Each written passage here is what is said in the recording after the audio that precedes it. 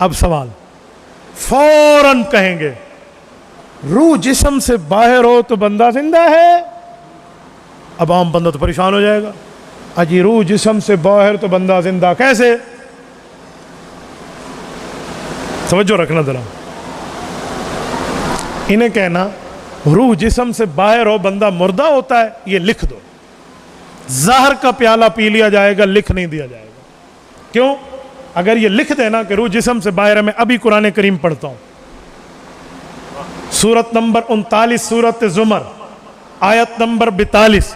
رب کائنات فرماتے ہیں اللہ یتوفی الانفس حین موتها والتي لم تمت في منامها فيمسك التي قضى عليها الموت ويرسل الأخرى إلى أجل مسمى إن في ذلك لآيات لقوم يتفكرون. فرمایا دو بندوں کی روحوں کی بات کر رہا ہوں, ایک سونے والے کی, توجہ رکھنا پسرور کے دوستو, ایک سونے والے کی, ایک فوت ہونے والے کی. فرمایا نیند کے وقت سونے والے کی روح نکال لیتا ہوں, اپنے پاس رکھ لیتا ہوں.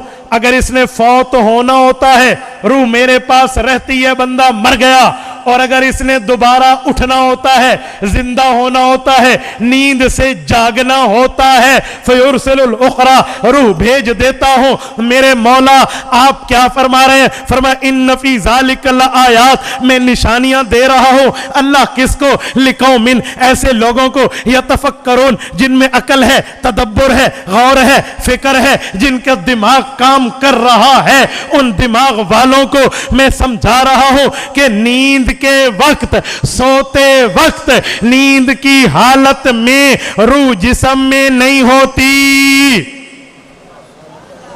یہ کون کہہ رہا ہے, میں یا قرآن کہہ رہا ہے؟ نیند والے کی نیند کے وقت, سونے والے کی سونے کے وقت, دوران نیند روح جسم میں بولیے بولیے نہیں ہوتی. سورت زمر آیت نمبر 39. انہیں کہو اگر روح جسم سے باہر ہو بندہ مردہ ہے, ناراض نہ ہونا. جب آپ کے ابو جی سو جائیں تو اماں جان کو کہہ دو اماں عدت میں بیٹھ جاؤ, کیونکہ قرآن کہتے ہیں سونے والے کی روح نکل گئی ہے. اجی گل پوری مولانا بچتی ہے کچھ؟ نیند میں روح نہیں ہوتی, یہ طے ہے قرآن کریم کی آیت ہے.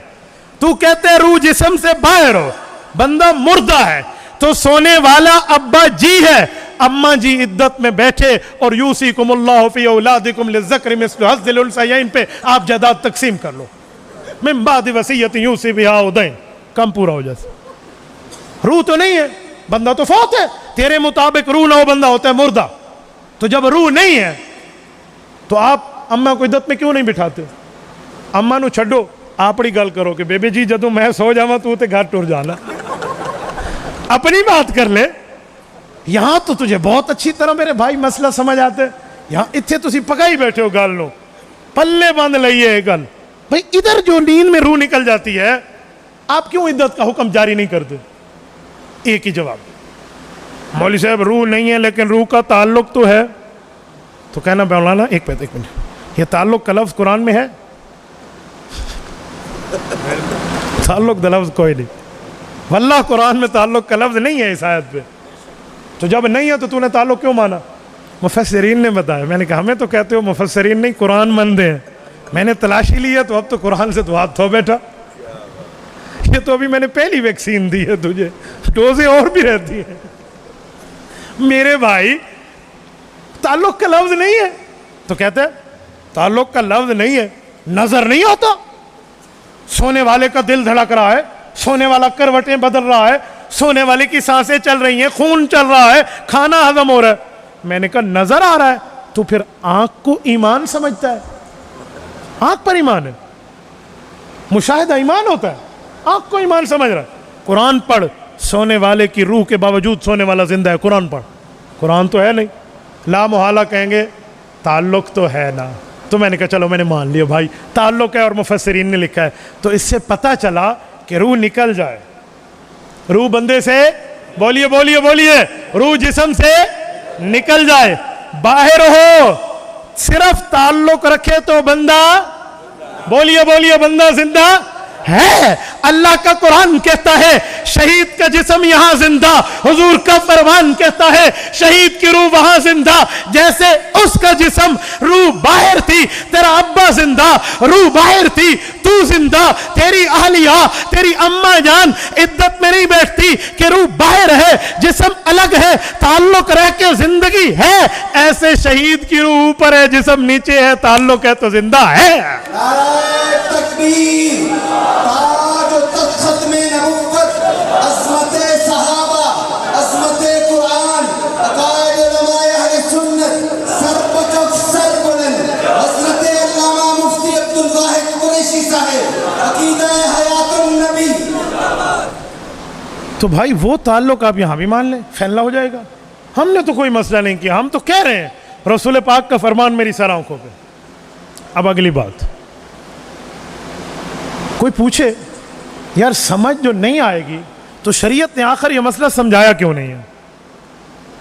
تو اس تو کہتے ہیں ما فرطنا فی الکتاب من شیء، شریعت نے تو کوئی چیز نہیں چھوڑی، تو پھر شریعت نے یہ کیوں چھوڑا ہے کہ سمجھ نہیں آئے گی؟ دو جوابات۔ نمبر ایک، بہت سے مسئلے ہیں جو سمجھ نہیں آتے آپ مانتے ہیں، مانتے یا نہیں مانتے؟ آپ ڈاکٹر کے پاس گئے، انہوں نے نبض چیک کی اور نبض چیک کر کے کہا کہ بھائی تیرے اندر شوگر ہے اور سب سے زیادہ ہے، آپ مانتے یا نہیں مانتے؟ آپ انہیں کہنا میرا ہاتھ پکڑ اور ایک بوری شوگر کی نکال کے دکھا دے۔ شوگر چینی کو کہتے ہیں نا، مٹھاس، چینی لینا بند کر دینا میں، تو مجھے یہاں سے شوگر 1 کلو روزانہ نکال کے دکھا دے۔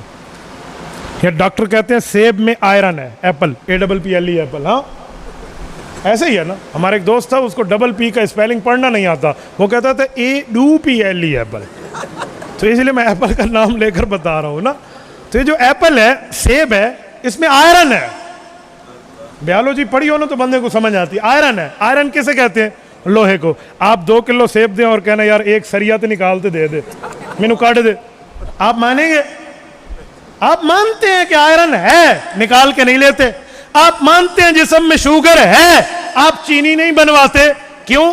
آپ ماہر پر، دلیل پر اعتماد کرتے ہیں، وہ کہتے ہیں ماہر ہے، ٹھیک کہا اس نے۔ تو بھائی اللہ نے فرما دیا وَلَٰكِن لَا تَشْعُرُونَ، تمہیں سمجھ نہیں آتی، آپ کو اللہ پر اعتماد نہیں ہے، یہ تو الزامی جواب ہے۔ اب میں تحقیقی جواب دینے لگا ہوں۔ قبر کی جو زندگی ہے نا، اس کو چھپایا گیا۔ حدیث پاک میں ہے، اللہ کے رسول نے فرمایا اگر میں اللہ سے دعا کروں کہ تمہیں موت کے بعد والے حالات دکھا دینا تو تم اپنے مردے دفن کرنا چھوڑ دو۔ مسلم میں ہے یا نہیں؟ تو اگر وہاں کے حالات ہمارے اوپر منکشف ہو جائیں تو ایمان بالغیب ختم ہو جائے گا۔ اسی وجہ سے کبھی کبھار کسی پر کشف کرامت میں ظاہر ہو جائے تو وہ کوئی جو ہے نا لازمی بات نہیں ہے، لیکن عام طور پہ چیزیں چھپی ہوئی ہیں، اس لیے نہیں بتایا جاتا۔ تو ایک شخص سے ہماری بات ہوئی، وہ مجھے مماتی صاحب کہنے لگے کہ مفتی صاحب میں پڑھا لکھا بندہ ہوں، مجھے سب چیز سمجھ آتی ہے، تو مجھے بتا ذرا سمجھا دے کیسے ہے، میں بات مان جاؤں گا۔ میں نے کہا تیرے پڑھے لکھے ہونے کے باوجود تجھے بہت سی چیزیں سمجھ نہیں آتی۔ کہتے پوچھو۔ میں نے کہا کندھے پہ کیا بیٹھے ہیں؟ چلو پہلے آپ بتا دیں، ہمارے کندھوں پہ کیا بیٹھے ہیں؟ کیا بیٹھے ہیں؟ کہاں بیٹھے ہیں؟ پکے ہو؟ پکے ہو؟ کہاں بیٹھے ہیں؟ اعمال لکھ رہے ہیں؟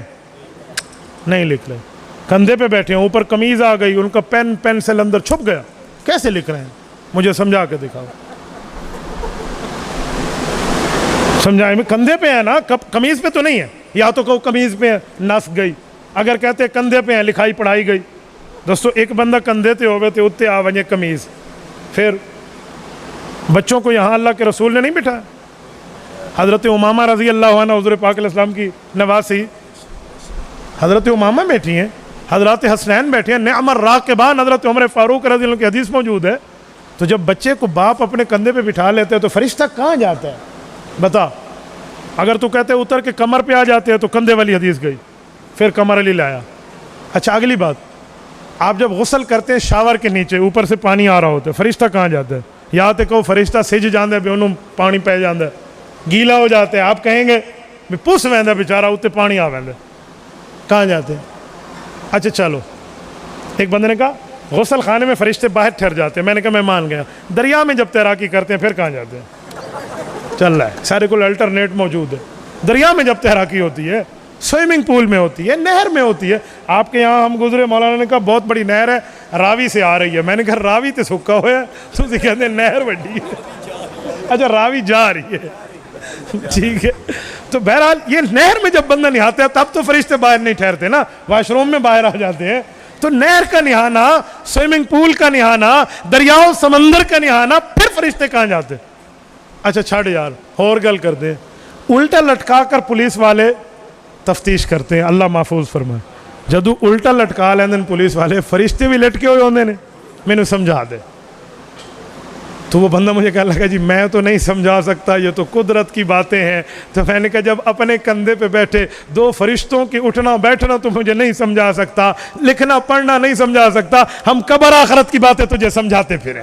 जी जिसको रब ने फरमाया समझ नहीं आएगी मानो, बस नहीं आएगी मानो ना, हमारी बहस नजरिया ही नहीं है।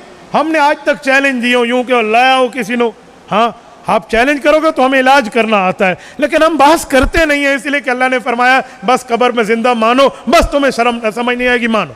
हमने उतनी बात मान ली, आगे हम चले ही नहीं है। तो तुझे किसने कहा है कि खामखा से समझाने के चैलेंज करता?